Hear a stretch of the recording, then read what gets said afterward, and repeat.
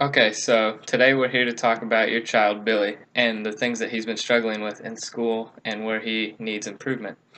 So, as you know, your son is 13 years old and he's affected with the learning disability of ADHD.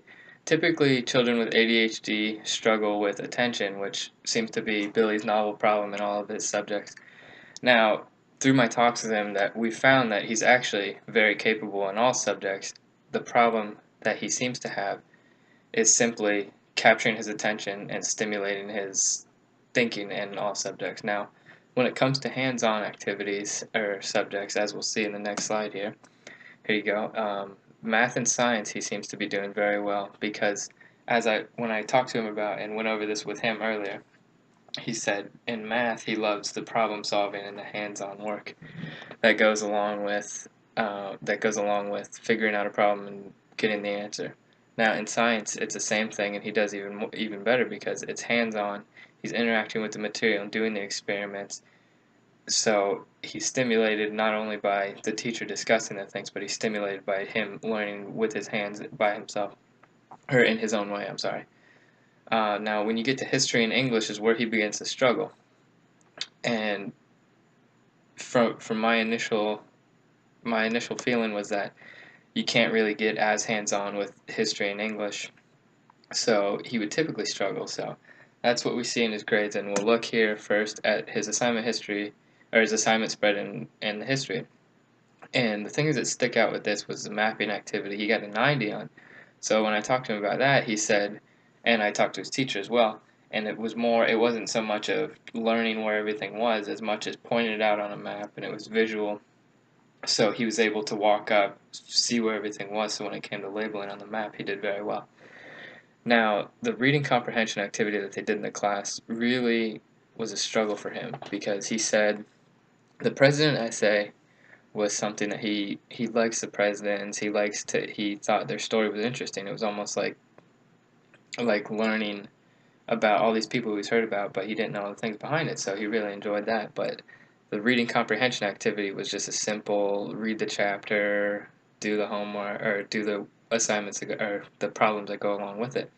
So he seemed to struggle with that, and he said in that activity it was because the material wasn't so stimulating, and he seemed to struggle um, because it wouldn't capture his attention. He said he would have to read a paragraph 2 or 3 times before finally understanding it, and he just got frustrated after a while and gave up on it. The next slide that we have is his assignment spread in English, and this is where he really struggles because where he could make up a few of the grades in history with some mapping activities and some sort of hands-on things like that.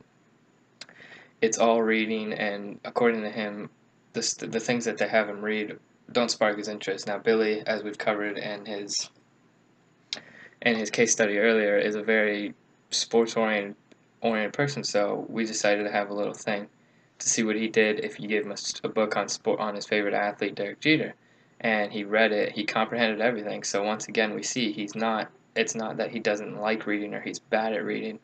It's the material that he's reading, and we have to figure out a way to stimulate him and the normal things, because as you can see here, his reading comprehension is down.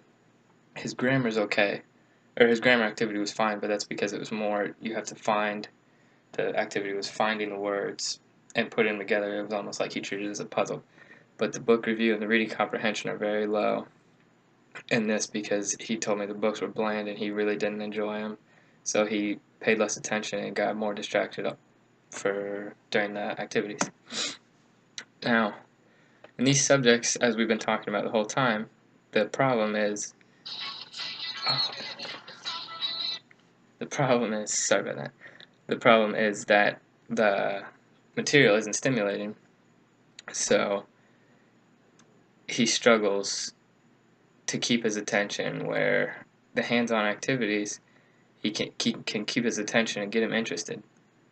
So what we've been looking into are different ways to see if we can get him interested in this, and interested in the more boring subjects, as he calls them. So the first strategy that we found is a strategy of implementing audiovisual components into lessons. This could be done in in English classrooms or in history classrooms. In history classrooms, there's countless videos online and recordings online of people explaining things, famous historians telling stories where it could really he could see he could see the material, see how it plays out in maybe a story or a video. So it would capture his attention rather than just having the teacher stand up front and lecture him on what is going on, and he loses attention very fast. So that strategy just doesn't work anyways. And research has shown that students with ADHD need to be stimulated in multiple ways like this, so audio, visual, and hands-on and tactile, so that they really understand the material. The next strategy that we've been looking into and actually having very good results with other students is the interactive reading games. So these games help reading comprehension, which seems to be if he has a problem, it's that.